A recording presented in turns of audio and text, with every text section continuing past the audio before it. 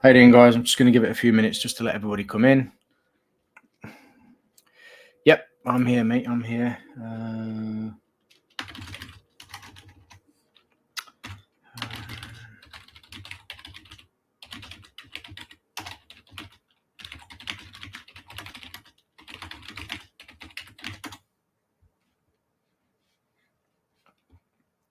So yeah, just I'm going to give it a minute. And in the meantime, I need to figure out how to put this Discord server into quiet mode. Overview, blah blah blah, managers, whatever, moderation, apps, integration, bullshit, more bullshit. Okay. Stream mode.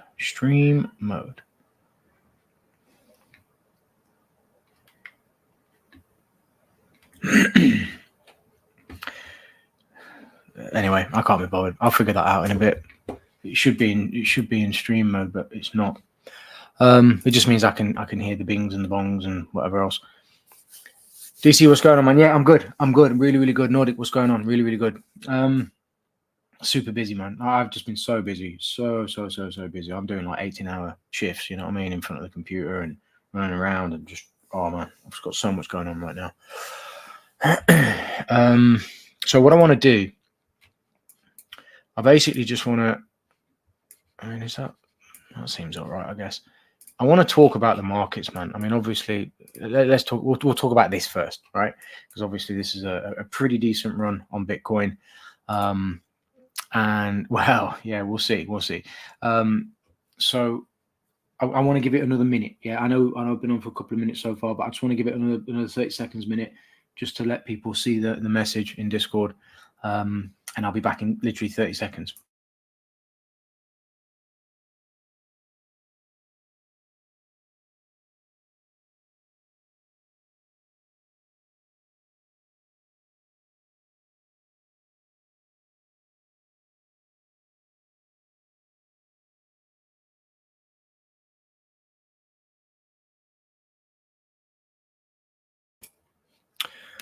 All right, it's all good as well. I mean, it's being recorded. Obviously, I'm streaming live, so it'll just go straight onto YouTube. So you guys know my stance, and I'll start with that, right? Lobo, what's going on, man? Goat, turquoise, white horns. Yeah, I'm just going to try and picture that. But you guys know my stance. You know, how you doing, Jesse? You guys know my stance on the markets and what I'm thinking, and you know how I've, you know, been extremely cautious, but also, you know, my narrative hasn't changed, right? And I want to lead with that. I'm not bullish, right, at all by any stretch of the imagination, right? You know, right now we're just seeing a run on Bitcoin, right, which is great, fantastic. You look at it, you know, I was saying we need to, you know, either break through 32,000 or break these lows and start to grind lower, and I was expecting 14k, and that's, for me, I've always maintained I want to see 14k and lower before I start picking up Bitcoin, or I want to see a run through and punch through 32k, really go, start to pull back, create some really nice structure, and then I'll think about it, right? Even then I'd still think about it. I wouldn't just pile in, right? And I'm sure people have made a ton of money on this, you know, and I'm really happy for them. I really am. But it's just not for me. You know, this is not the way that I trade. You know, you guys know it's Borg now, obviously. But when Swissborg, when it was CHSB, you guys know how long I waited for this thing to go down to 11 cents. I waited so long, like almost a year. I was waiting for CHSB to hit 11 cents. And when it hit 11 cents, I got it at 11, you know, that portion, you know, and I was out between 16, 17 and 18, right? That's a great investment as far as I'm concerned, you know, and it took a year, almost a year for me to see that, you know, whereas some people don't need that chart. Whereas, you know, some people, they kind of look at things and they say, okay, well, Bitcoin's running, so I just want to buy. Everything should be moving with it. But when you look across the board, everything isn't moving with it, you know, and in actual fact, we're not seeing the ratio or the correlation between Bitcoin and everything else. We're just not seeing it. You know, we're really not seeing it. Bitcoin is currently at 34,636, right? And Binance should be up here, at least minimum, bare minimum 250, bare minimum, you know, and it ran hit a peak of 237.60, depending on what feed you're looking at, you know, and it's since already started to recede. Yeah, you see that on the daily chart, man. A little bit of a pop. Have we really come outside of this consolidation? Nah, not really. You know, we're just seeing, you know, the peak of the consolidation basically being hit, you know, and if anything, it's actually rebalanced completely now. So this spike right here, it's a full rebalance. There's absolutely no reason whatsoever, right, for you know, for Binance to continue going higher at this point, if you're looking at it from a liquidity standpoint. But I want to discuss, you know, in a minute, I want to discuss a little bit about Binance and its problems, right? And I'm going to explain from my own personal, you know, issues that I've been having with Binance-related products, right? Not necessarily on Binance, because I don't use Binance. I never have used Binance, but on Binance related products, for example, Trust Wallet, some other things that we were trying to do recently, BUSD, BNB, some of the swap issues. I mean, it's a big deal, right? This is, I mean, we're not talking about small sums of money either. We're talking about a lot of money, you know, in total, probably close to around about $250,000. Yeah. That you know, I say but like we've been moving around, say the last 2 weeks. You know, that does not bode well. It makes me feel very, very uncomfortable when I can't move money that I want to move, right? And in every case, it's been because of Binance. It's not been because of anything else in the market. It's been Binance, Binance, Binance. That scares the shit out of me, right? You know, in terms of what I'm seeing, what I don't want to see, and what I actually want to see. Yeah, and I'm not seeing anything that's giving me confidence in Binance or anything else moving forward either. So, you know, let me just quickly check the chat just to see if there's any questions. Anything you guys want to know, just throw it in there. I'll get to it in a bit. US speaker, sorry, US newest speaker used the term decentralized in his acceptance speech. Nice. In reference to how he hopes to govern. Strange reference. It is a very, very strange reference.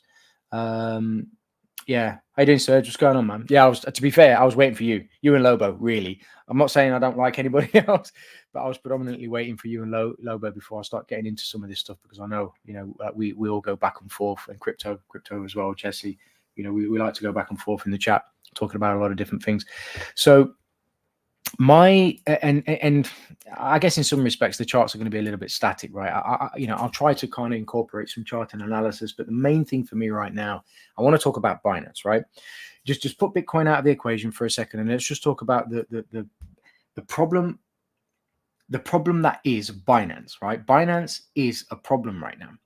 There's a lot of issues. We hear a lot of things. There's some news that gets leaked. Whether it's true or not, it doesn't matter. The point is, if you break this up into two things and you say, right, on one side of the coin, we have Binance and the FUD, you know, and everybody's kind of used to it and whatever, right? But things are ticking over nicely.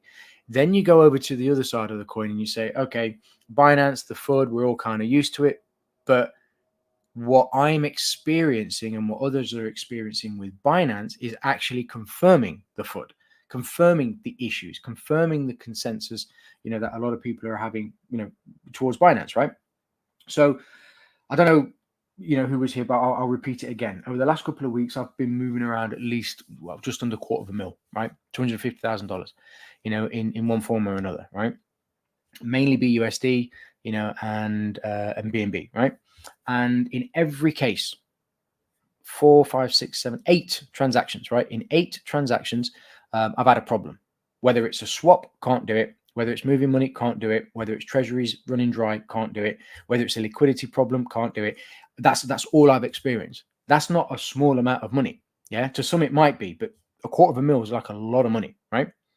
We're not talking about 10 grand. We're not talking about 5 grand. We're talking about $250,000.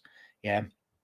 When you have that amount of money and you're not allowed, or you're finding it difficult to swap it out for what you want, you're finding it difficult to, you know, move those funds. You know, at one point we were waiting 7 hours, right, for funds to be moved from a Binance exchange, or from Binance exchange. That wasn't me, that was somebody else, you know, to a wallet. 7 hours, man. It took 7 hours, you know. And then on top of that, to make matters worse, you know, today I was trying to move, so we've got the LP funds for the RFX, $80,000, trying to swap that from BUSD to BNB, right? So we can swap it out for you know, for PAX G. Really, really uncomfortable with the whole BUSD situation. I don't know. I woke up today and I was like, yeah, you know, not really liking this, you know. So I had in mind to potentially move things over, protect that. Obviously, PAXG is the way to go as far as I'm concerned. If you look at this, it's a really nice reversal on PAXG. If you can see on the chart here, this is the weekly of PAXG. I'm expecting at least a run to, around about 2030-ish, at least another 40, 50, $60. Between $40 and $80, this has movement to the upside. I think gold's really going to start running. If I just go to the actual gold chart itself, you can see on this, let me get rid of this. That's a really nice monthly reversal. Yeah. Pick up a buy side, deeper on this one, right? So it's absorbed all the liquidity there. So we should see a nice little run above 2070, 2080, probably start peak at 2100, which bodes well for PAXG, right? Obviously, it's effectively mimicking, what gold is doing. And the reason I mention this is because when you're trying to move $80,000 swapping, no swap, banging, not having it. It's not having it. I'm thinking, what the fuck is going on, right? So I had to move the funds, over to Swissborg. Made some inquiries about whether or not they had enough in the treasury, more than enough. Straight over there, swapped out, done. Right, so that's in PAXG now. I should not have to do that. Yeah, I should not have to be moving funds from Trust Wallet, which is owned by Binance, right, to swap out BUSD for BNB. Yeah, and then being able to do whatever I need to do with those funds. But that's what happened. Now, if somebody says to me, yeah, but this and yeah, but that, and Binance this and Binance that and blah, blah, blah. Yeah, that's great. But I've experienced this now. Yeah, you guys know in the Discord a couple of weeks ago, I was banging on about some issues that I was having then, and this has been continuing. It's been continuing and, continuing. That does not sound good. It also doesn't feel good. Yeah. It's one thing to look at an article or to read a news headline and say, I get it, but I'm going to take it with a grain of salt. When you experience this issue, with large amounts of money, it's like, well, okay, if there was plenty of liquidity or there wasn't any issues, we wouldn't be having these problems. Now, I like to go back and I was thinking, all right, well, look, it's perfectly possible, that there's maybe congestion on the network and everything else. Fine. Let me swap then. You want to take 5 hours to do my swap? No problem. If there's congestion on the network, no problem. Let me swap at least, right? You know what I mean? So as far as I'm concerned, I think Binance is in real trouble, right? And I think, I don't want to put a time frame on this, but I do believe in my original analysis from about a year and a half ago, and it's been progressively getting worse and worse and worse. And I think Binance is, Binance has got a lot of problems, to be honest. I think, just based on my read and what I'm seeing, I think BNB is being propped up by Binance. Yeah, I think Binance, and this is obviously all speculation, but I think Binance is using, funds they're not supposed to be using to, regardless of whatever form that comes in. Doesn't necessarily mean it's customer funds. They could be using other funds, but I think they're using funds they're not supposed to be using, to prop up BNB. And we'll see how it plays out. I'm certainly not going to be engaging. I absolutely am not going to be launching. And I don't want to get involved in anything to do with Binance until I've seen something pretty significant. And when I say significant, guys, this is what I'm talking about, right? I want to see this. Yeah, you want to mess around and all these? Fine. Yeah, Bitcoin rips, great. Yeah, I want to see this. That's what I want to see. Yeah, and I want to see a hold in the 300s, 320, 330, 340. Then I want to see a small pullback, something similar to, maybe this, fine. And then it starts to, anyway, let's just do this, right? So, I want to see, maybe something like this, right? And then I want to see, a reversal and then a continuation to the upside. I know it's a bit shitty, but whatever. That's what I want to see. Are we seeing that? Absolutely not. We're not seeing that at all. Yeah. When you look at the difference between Bitcoin having a really nice rip and then you start to look across the board, I can't really look at that. It's terrible. Look at the state of this. Yeah. Polkadot, nothing. And to show you the comparison, Bitcoin, right? Binance, XRP, Polkadot, SHIB, yeah. Look at some of the more popular ones, Doge or Dodge, or whatever you want to call it. Arbitrum, yeah. Ethereum, yeah, almost. So Ethereum did have a little bit of a pop, Matic, almost nothing. Solana, okay, Solana's having a really nice rip, great stuff. 88, sorry, Cardano, right? Isn't it interesting? Isn't it interesting that the ones that are the loudest, Hopkinson, Charles, some of these other ones, and their tokens, isn't it interesting, right, that their tokens aren't responding to Bitcoin, and the market movement in Bitcoin and the supposed sentiment, this bullish sentiment, because I've stayed off Twitter, I've cancelled everything. I'm not going back on Twitter. I hate it. I hate X, Twitter, whatever, right? So I've not been reading anything, but I'm just looking at the facts. The facts are, we're getting a run on Bitcoin. Everything else should be moving with it, even if it's just half of, 50% of the movement in terms of correlation. The ratio's not there. It's just not there. So when you look across the board, what are you seeing? You're seeing maybe Bitcoin being held up by something else. Almost no liquidity, to be fair. Almost no volume. Sorry, not liquidity. Almost no volume in Bitcoin. To create this really, really excessive move right out of nowhere. And then everything else across the board in the cryptocurrency space, if you want to look at the illiquidity problem, and this argument about illiquidity, why are we not seeing this? If the market was so healthy and liquid and everything else, and this is all this accumulation phase, why the hell aren't we seeing this, movement across the board? We're just not seeing that. We're seeing Bitcoin only, and then everything else is basically shit. So, what I'm saying is, I'm staying the hell away from cryptocurrency right now, monitoring it very, very closely. When the time comes, I'm going to act accordingly. Let me just see some of the questions, if there are any. I can only type now before I step into something for 2 hours, but can listen to a response. So my question, when you get to it. Cool, no worries, man.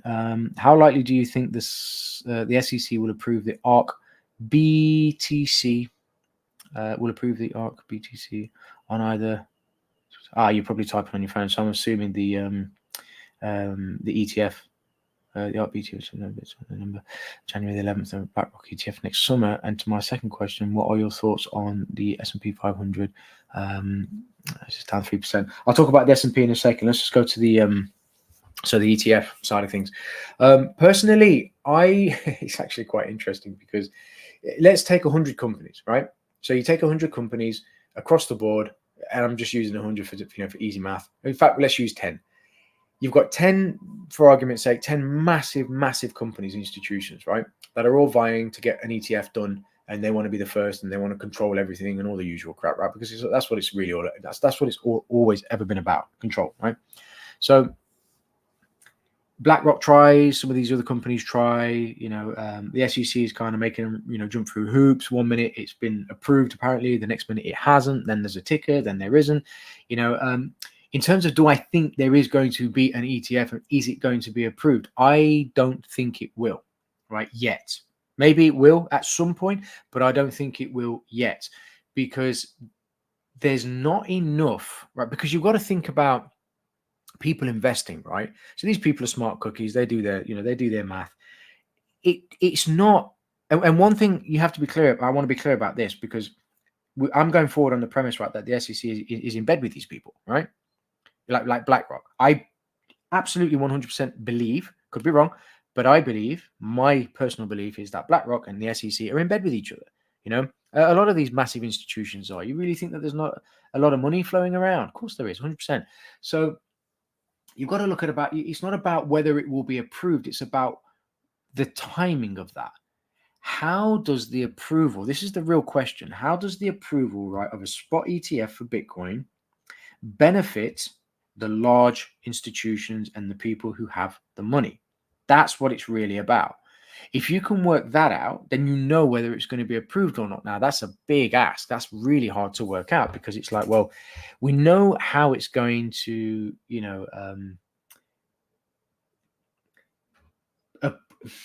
how it's going to help the bottom line of these massive institutions, right? But the question is, are they positioned well enough now to be able to take advantage of that? How you doing, JT? Are they in a position to be able to take advantage of that at the moment? And with everything that's happening in crypto, it all centers around and goes back to the illiquidity problem, right? Because there's no liquidity within cryptocurrency. Imagine all of the exchanges, yeah? There's so many shenanigans going on. The only liquidity within cryptocurrency comes from two places. It's supposed to be the exchanges, but it isn't. It's mainly, and I'm talking about real liquidity, not artificial liquidity. that just looks like it's there. It's coming from retail investors that are investing within cryptocurrency or in cryptocurrency, and it's also coming from larger cryptocurrency investors. Yeah, maybe some crypto Twitter people and these types of things, right? So in terms of real liquidity and influx, like stock market's very liquid. There's a lot going on. There's plenty of market makers. There's a lot of institutions that hold stock on account and these types of things. We're not seeing anything like that within cryptocurrency. The dynamic is completely screwed up. And the exchanges that are supposed to be providing liquidity aren't providing that liquidity because they're the ones that are manipulating the markets, along with some other people. So, if you always maintain that kind of that central pillar, liquidity, is approving a spot ETF now going to help that liquidity problem, or is it going to make it worse? Right? I think it's going to make it worse because you've got to think about it, right? The idea of a spot ETF is to allow people to invest in Bitcoin without investing in Bitcoin, right? So who the hell wants to do that? The dynamic doesn't even make sense. Bitcoin is supposed to be a decentralized coin for the masses, for everybody, decentralized. It's going to save humanity, all the usual stuff that we hear. And yet an ETF forces individuals to not buy the actual product and instead buy a shit knockoff, basically. So I don't think it's going to be I don't think it's going to be approved. I could be completely wrong though. Obviously I could always be wrong, but I don't think it's going to be approved. And then the second question in terms of the S&P.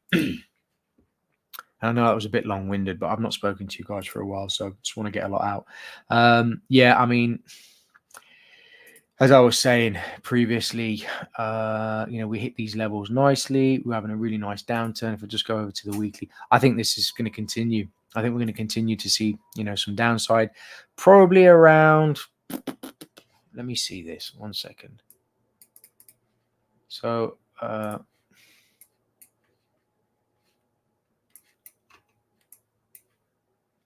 probably around. So it would be, I think we see for 4,050, 4050. It's an interesting one. At least 4080, at least. But yeah, I think we see continuation to the downside. I think the weekly's just getting started, to be honest. And we're coming close to the end of October now. So I think, beginning of November, sort of first 2 weeks of November, I think we're going to see some, some pretty decent continuation. But there is an area down roughly around 4130 to around about 4,100. That could cause a little bit of stability, on price. But at the end of the day, if this really wants to go, it's just going to go. It's actually starting a second leg, right, of an impulse to the downside. So, I do see 4-1, at least minimum 4-1. And then I'd say between 4,000 and 4,080, somewhere around there. I think we'll see price driving towards. So yeah, not looking good, to be honest. It's not looking good for the S&P, to be fair. 2 weeks into earnings, yep. And let's not forget the shady deals he made, so Pepe could get listed in their exchange. Yep. Pepe, what a joke. Anyway, all seems to be keeping in line with the 4-year cycle theory, wouldn't you say? Yeah, could be. A lot of people say that, there is an argument to be made. There is a dip, before the halving. And then when the halving comes, there is also a little bit of a sell-off, an adjustment, and then you get supposedly, this nice long run. The data's there. It does support that theory. But having said that, I will maintain what I've been saying for quite some time, and that is, this is different. These times are slightly different. Well, I say slightly, but there's a lot of variables that weren't there before.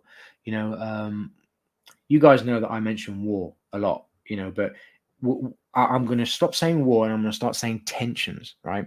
So tensions around the world in different countries that could potentially spark, an aggressive war, right? Are starting to get more, they're starting to become more aggressive.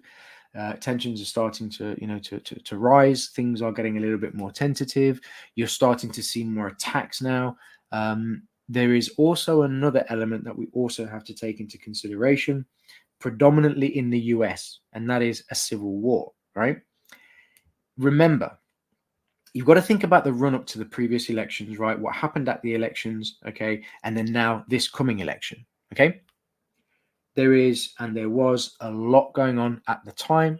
There were many theories, many stories, many ideas, this, that, the other. Was it fixed? Was it not? Blah, blah, blah. Regardless of whatever your opinion is, right? I'll take a look at the NASDAQ in a second, Nordic.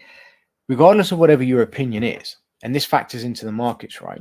You have to remember you could think one way, but it makes no difference because the holistic view or the holistic effect of what's happening is going to happen regardless. So let's say running up to the 2024 elections, right? The tensions go nuts. The aggressive anger starts to really come out. I've got a lot of friends in America, guys that I talk to every day, right? And they're in a lot of different states, and I hear the same thing from them. It is bad. It is really, really bad, and it's getting worse, right? Tensions are rising. People are more pissed off. People are attacking each other. There's a lot of anger there, and the more we get closer to these, to these elections and the real push to you have to take a side, right? You're either one way or another. You're either a Democrat or you're a Republican, blah, blah, blah. People are going to get aggressive. The issue with that is in America, people have guns. Yeah. In the UK, we don't have guns. I'm sure there's plenty of guns lying around, but we don't openly run around with our guns. And, if somebody comes into my house, for example, I'm using my fist. I'm not going to go and pick up a gun. I don't have one, right?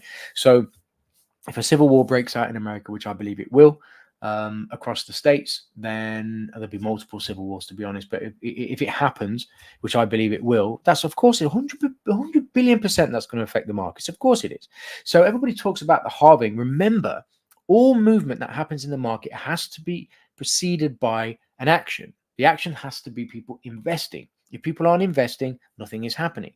Imagine a bunch of large institutions only. Remove retail completely, remove all normal investors, and we've just got these massive players buying and selling themselves. How are they making money? It would literally be them against them. Yeah, that's never going to happen. So they have to engineer ways for people to invest. When 2008, 2009 happened, what did we start to see? A lot of banks were not lending. A lot of institutions didn't want to insure people. A lot of banks didn't want to lend money to people. It became very difficult to get loans, to get credit, to get mortgages, to remortgage, and so on. Right. So what happened? People became extremely creative, right, with the way in which they started to loan money. Right. A lot of fintech started to come. You got a lot more technology now when it comes to some of these merchant banks and so on and so forth. So when this happened, there was a huge shift in the way we perceive loans, interest, and so on. So they became extremely creative with that, right, to get people back into lending money, because an institution cannot make money unless it's lending money and charging interest, right? Don't get me into the kind of whole idea about whether or not they're actually lending their money or whether they're lending your money. But the point is, and if anybody hasn't read this, it's a great read. Modern Money, Professor Richard Werner. He did an empirical study on the creation of money. It's actually really, really good. Great read. But the point being, money has to come from somewhere, right? And for us to be invested, if I'm looking at Bitcoin, for example, and I'm like, I'm really not interested in this and I'm just getting on with my day. Okay, great. That's just me. But how do they get, and let's go to this chart. Sorry, this chart. How do they get loads of people to buy into Bitcoin? Yeah. But we go forward on the premise that we believe, retail is exit liquidity. And in 99% of the cases, it really, really is, right? But how do they get people to get involved in stuff like this? They start to leak stuff. I mean, come on, let's be completely brutally honest, right? We know there isn't a spot ETF. It's not live, right? And yet, in the last 3 weeks, we've heard it's been live 3 times. I've seen it 3 times. Yeah. Spot ETF approved. Spot ETF approved. Spot ETF approved. Is there a spot ETF that's been approved? No. Yeah. And yet the information goes out, right? Then you have to ask, well, why does the information go out? Well, it goes out because they're trying to manipulate people. They want people to buy Bitcoin. Why do they want people to buy Bitcoin? Because they want to tank it. Yeah. They need exit liquidity. Why do they need exit liquidity? Because there isn't any liquidity in the cryptocurrency market. Who's buying Bitcoin right now? Nobody. You look at the numbers, you look at the metrics, there is almost no volume. right? Bitcoin, when you look at Bitcoin, say 2 years ago, and the very nice fluid volume that was going in and out of Bitcoin, that was, you could see that. We're not seeing that now. I'm not seeing that. I don't know about anybody else unless I'm going blind. I'm not seeing that in Bitcoin. So why is it just ripped 10,000 points, or in this case, $10,000? It makes no sense. You say, well, it's because of the spot ETF. Is it really? So you're telling me that Bitcoin on a spot ETF, right? I'll say it a different way. Are you telling me that $10,000, right? In a couple of weeks of movement, and most of that came in the second week, can be moved by retail investors? Absolutely not. Not a chance.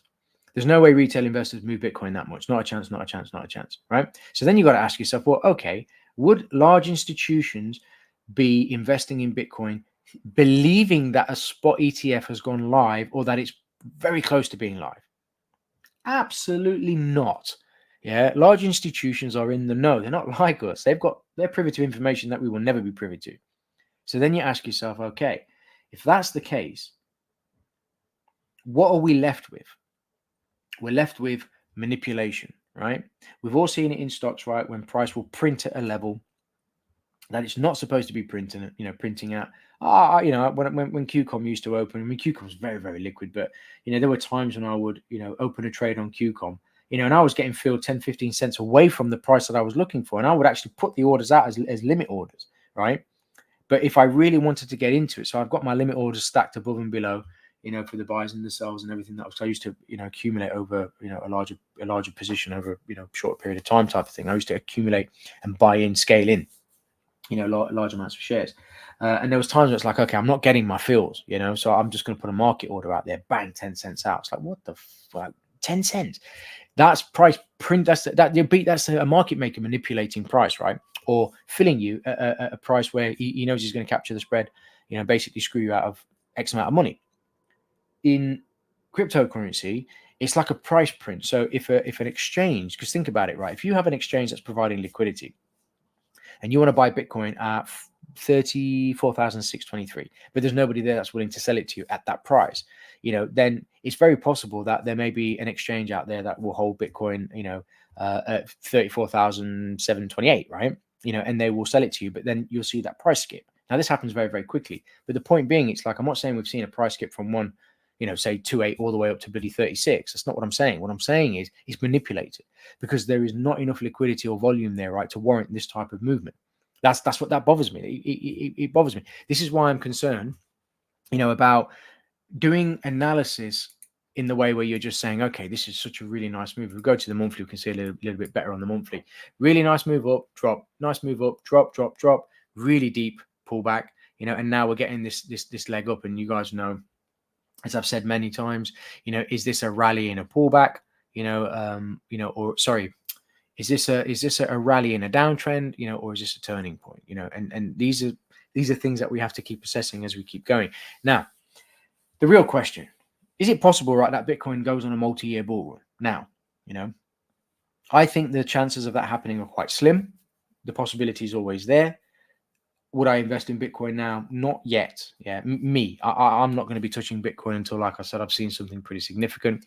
We've already punched through 32. Is this going to hold? I don't know. The idea is that it will, but there is a rebalance point right here, right? Which comes in at 37,417. If you guys remember ages and ages and ages ago when I was saying when price gets to 37,4, I think I said 18, but I might be off with that. But anyway, it's this level. That's what I was referencing, right? So that's a rebalance point. We could get a secondary pop. If it hits this, I do expect some sensitivity at this level. May peak at 40K, if it really starts to gain some legs. But while all of this is happening, really not interested. Not interested because it's not going to go up in a straight line, right? If price goes to this level and it starts to stabilize and then it starts to pull back a little bit, and it's showing real signs of creating some solid structure, right? For a continuation to the upside, the next level that we're going to see is around about 48, 48.5. And if that happens, that's a great trade. That's a really, really good swing trade, possibly 2-3 month hold, right? For me, I'm not interested in buying Bitcoin to hold forever, and then put it on a, not on a ledge because I don't use that, but like on a jade, or something like that, and then basically, bury it with me. Like some of the stupid stories you hear, it's ridiculous. But the point being, it's like, For me, it would be an investment over a short period of time to make some money and then move on, right? So while all of that's happening and unfolding and I'm assessing and trying to figure things out, this is what I'm looking at. I'm looking at this. I'm looking at Binance. I'm trying to figure out what's going on, right? Binance 223. Binance should not be at 223, right, with the movement we've seen recently. If everything was healthy and things are supposed to be the way that they are, I'll go all the way back to what I was saying at the beginning. We should be at least bare minimum 250, bare minimum. And we're not. So with all of that said, that's kind of the update. I'll do a really quick one on NASDAQ. So let me see the futures first. Yeah, same. Okay, so yeah, NASDAQ, that's almost complete. Yeah, same on NASDAQ. I mean, we might even come down to this level down here, 1400. To be honest, tech's not as weak as finance, right? For obvious reasons, with all this AI and stuff, you know, kind of floating around. We may see a little bit more stability on the NASDAQ, but I do think it's just going to follow the general direction of the market, which I think is going to be, you know, low over the next 2 to 3 weeks going into the second week of November. And then things really start to slow down as we get into December. So that's definitely something to be mindful of. Could see a little bounce, but again, not really, you know, not really considering or interested in getting involved in the markets. I'm just literally picking off trades, you know, Forex trades. When I see something that's set up nicely, I'm not futures trading anymore. I've just stopped everything. The only thing that I'm doing at the moment is literally just trading euro or cable. That's it. And that's only when I see something, you know, pretty significant that's lined up. And 95% of the time, you know, when I'm taking a trade on any of these two pairs, it's literally, I'll see if I can find one for you because I'm not traded recently. It's the same trade. It's literally this right there. That is the trade that I'm always looking for. The price goes up, comes down, breaks, you know, and I'm looking to basically short here, you know, just for a quick, generally, I'm looking for 30 pips, but generally I'm getting around about 20, stop to break even, then getting stopped out in the second half. And that is literally my trading. That's all I'm doing, you know, other than the CHSB trade that I did recently or investment that I did recently. I've not been touching the markets. You know, I don't see the point. It's literally a waiting game. You know, we need to, I'm being very cautious and patient, you know, and this is just, Binance for me is just another CHSB, looking for an opportunity to grab this at a really, really, you know, really discounted price, you know, so I can make some serious money. That's it. So, excuse me. Sorry, I'm late to the stream. Have you taken a live look at gold? Yes. Let me go back to that now. Sorry. I'm just looking at the questions. Gold. So yeah, I was saying about gold. I think we're gonna see 2-1. Really nice reversal on the monthly chart. Strong up here. So you can see this nice reversal. Swapped out BUSD for where are we? That's silver. Swapped out BUSD for PAXG today on the weekly of PAXG. This is looking fantastic, right? Really nice reversal here. Really, really strong. That's a deep push. Pick up a buy side. Really nice run to the upside. So I think we're going to peak around about sort of 2024 to around about 2040. So this is on PAXG. And then this is gold. I do think we get some continuation on gold. Silver, not so much. I was expecting more of a push on silver, to be honest. I actually picked up a lot of silver down here. I think the cheapest I got was 21. I paid a small premium, so 21. I think it was 21.56. I think. Yeah, 21. We'll just call it 21.50. Right, so $21.50 on the last bit of silver that I bought. So that's not too bad. You know, but I was picking it up at 22.08 and I think 22.50 as well. So somewhere around here, I've been accumulating a little bit of silver, and I was expecting a little bit of a run, but you know, we seem to be getting this on gold instead, which again, it adds credence to, you know, the age-old, time and tested, you know, people putting money into gold because it's a safe haven, and I think we're going to see a really strong run on gold recent, you know, in the next coming, you know, 2-3 months. I think we're going to see. I think we're going to see a really nice run on gold, and this is why I opted to swap the LPB USD to PAXG as opposed to, you know, maybe something like USDC, you know, and stabilizing, because I think we're going to get a really nice run. So that's gold. I did the NASDAQ. Can you have a look at other commodities, silver, uranium, etc., and Borg analysis? Borg, Pointless even looking at Borg, to be honest, and I'll show you why. You see it here. Look, obviously this is the monthly chart. If I drop down to say the daily, there's not enough data really. I'd have to jump down to maybe the 15. You can see it's very spotty here. The volume's very, very dry. This is why it's gapping like it's doing here. You've seen all of these, these little bits of gaps here and there. So unfortunately, it's very difficult, to do analysis when prices like this. Let me see here. Yeah, so while I'm on live with you guys, I've just got a message from Trust Wallet, which I think is very dodgy, to be honest. I don't like the new update at all, right? And apparently, I've just received some BUSD. The question is, why did I receive some BUSD? And according to this, yeah. So the wallets are constantly attacked all the time. Yeah. Dust. Why am I being dusted for BUSD? Anyway. So yeah, that's Borg. Pointless even looking into that. Where's the chat? Sorry, guys.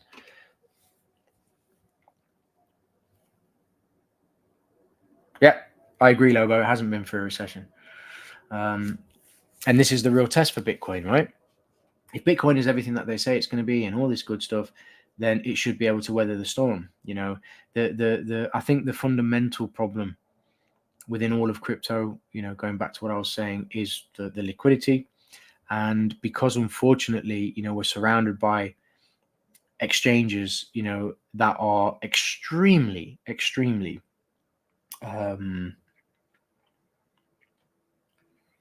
what word can I use? I don't want to say nefarious, but they're just dodgy as hell. Yeah. Really, really dodgy. And they were getting away with it for so long, and now things are starting to heat up. The SEC is running around after everybody. Exchanges are having to cook their books, which we know is 100% happening. We know for a fact that this is happening. Not even a maybe. There's some really, really smart people, on Twitter, that were breaking things down. They go into some really, really cool metrics and they look at every little digit and every little movement on the blockchain. Everything's public, and they get called out on their shenanigans, So I think Binance has done a better job at it, to be honest. I know there are people out there that firmly and truly believe in Binance and in CZ, and that's great, but I would rather err on the side of caution because there's just too many things that don't make sense to me. And I've experienced, like I said earlier, moving $250,000, and I'm just not getting any joy. I'm thankfully completely away from anything Binance related. Don't have to worry about it anymore until the time comes when, if, for example, Binance does take a drop and it's pretty significant and it warrants it at the time, then I can swap it out for for some of it for, for BNB, and then we can maybe start moving forward. But for now, that's where I stand. That's the analysis. As always, I hope, what I'm saying makes sense. If there's anything specific anybody wants to go over, by all means, let me know. I'll hang around for a little bit longer. But having said that, the analysis and what I wanted to talk about tonight, obviously that's I've gone through most of it. So I'll give it a minute or so, just in case anybody's typing or wants to go for anything. Is there anything else that we can look at? Let's see, Evergrown. I know somebody asked me about this the other day.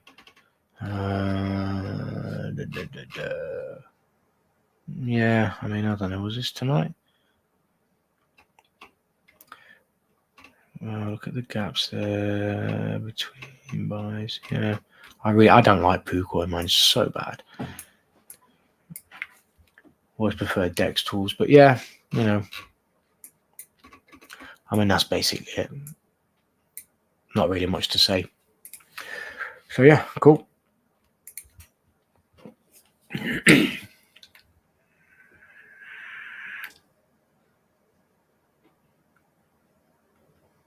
So yeah, I'll give it a minute. And if there's no more questions, then we'll call it a night. and I'll catch you guys in all the usual places, obviously. Let me just check Discord.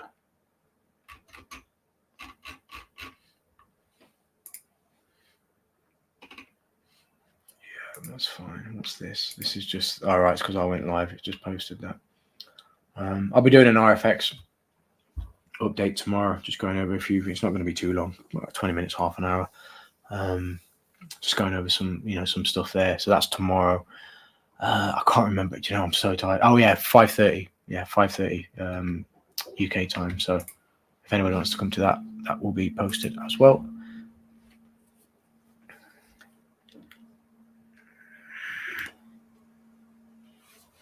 $32, reached 32,000. So we go back to Bitcoin. This one, no. Do you know what? Sorry, let me just clean these up. So that we don't need that. That's basically it. And I'll use this one. So yeah, 32K. I wanted to see a punch through 32, but just remember, I'll show you something, right? So there's your 32,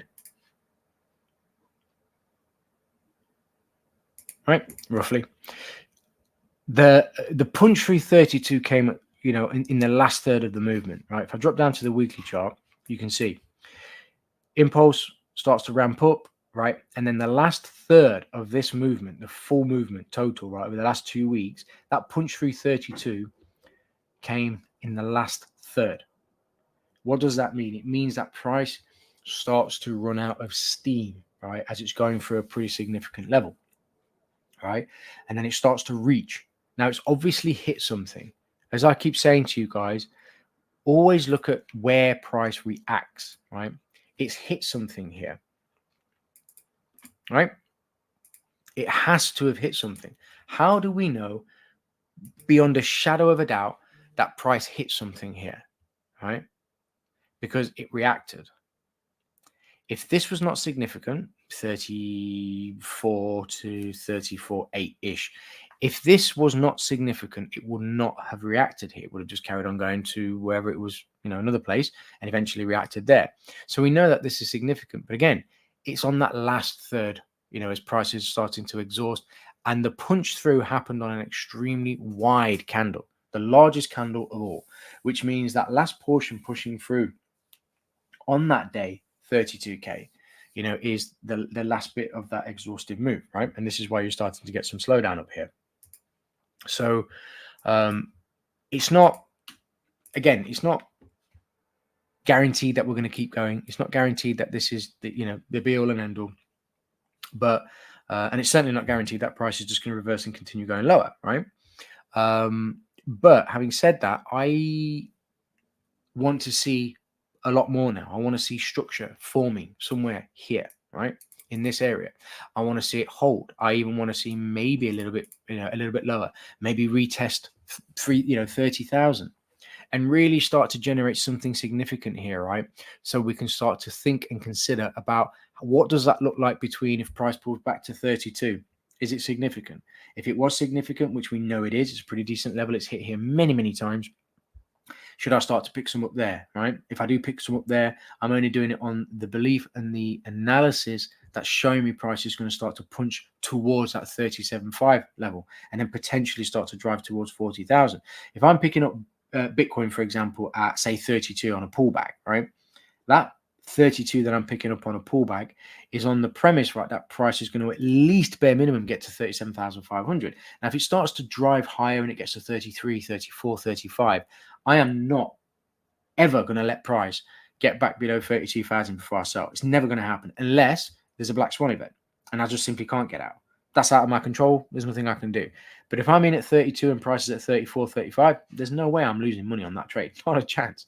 Not a chance, right? So, depending again on how things kind of unfold and what I see, maybe a portion of that I will hold, assuming that I was to do this, then I'd start to slowly start to accumulate buys, and if I'm buying 100%, so let's say I'm buying, we'll use $1,000 at a time, right? So if I buy $1,000 of Bitcoin, I would sell 800, I keep 200 at the 32 that I purchased, then the next 1,000 that I buy, for example, I would buy wherever it would be, say 34, 35,000. And then if I'm selling that into profit, I'm keeping another 200 and I'm accumulating and selling as I'm going, right? So the ultimate goal really, for me on Bitcoin is something that I've said for a very, very long time. For many of you that have followed me around for at least 3 years will know I was saying the same thing about Bitcoin over and over and over and over and over again, especially in the last year and a half. I want to buy Bitcoin at a reasonable level, and then I'd stop buying, at 80,000, which was the main target, in terms of price running back up into and then punching through these highs, because I've always believed, and I still maintain, and I do believe that Bitcoin will hit bare minimum, at least 100,000, right? So if I'm picking up Bitcoin anywhere 80,000 or lower, I'm making serious bank, right? If I believe that price is going to hit 100K, and it does. That's how I invest, and this is why I don't normally sound arrogant, but I don't normally lose money. That's why I don't lose money, in the markets, because, I'm very meticulous about the way I do things, and I like to invest in a practical way. I don't want to just buy and sell. I want to invest in a way where it's like, okay, look, if I'm going to be buying and making a little bit of money over the next couple of months, that's great. But what about 5 years from now? There has to be a long-term hold in there somewhere on something like Bitcoin, because the premise is, even if Bitcoin doesn't have the liquidity to drive towards these levels, just the dollar coming down, increases Bitcoin's price. So the dynamics are completely different. So many variables we've got to take into consideration now when we're investing, and you have to evolve as an investor. I can tell you this, guys, right? In the 27 plus years that I've been investing and trading and everything else, I've never seen anything like this ever. The amount of the amount of evolution that I've had to go through as an investor over that 25, 26, 27 year period. When I started trading when I was 16, my brother opened the account for me. So whatever 16 is up till now, I'm 43, almost 40, 44 next month, right? So level's at 27 years roughly. My math's not that great, believe it or not, right? So let's just say 27 years. In all that time, it's like I'd say I've learned more and I've evolved more in the last 5 years than I did in the rest of the time that I was trading and investing. It's absolutely incredible. The amount of, the amount of evolution that you have to go through in such a short period of time, because things are just becoming so weird, man. There's just so many variables that you've got to take into consideration now. It's not enough to just, just buy and hold, the old buy the S&P every year and just hold it, and you'll make money. It's not like that anymore. Just the addition of the cryptocurrency market alone, creates a lot of things that we need to consider. So, yeah. All right, cool. So, yeah, we're almost at an hour. I think that's great. I'm going to call it there. And as always, I really appreciate you guys spending an hour with me. I hope the information that I gave you is good. I hope you guys learned something. And I hope, more than anything, really, I guess, that whoever's here doesn't invest in a way, where they end up getting caught out, and I hope you all make money. Basically, that's what I'm saying. I'm not advocating investing, but I hope you all make money. So I'll leave it at that. And again, if anybody needs me, I'll be in the Discord. So I've got my phone with me most of the time anyway. And with that said, hope everyone has an absolutely awesome evening or day wherever you are in the world. And I will speak to you guys really, really soon. Ciao for now.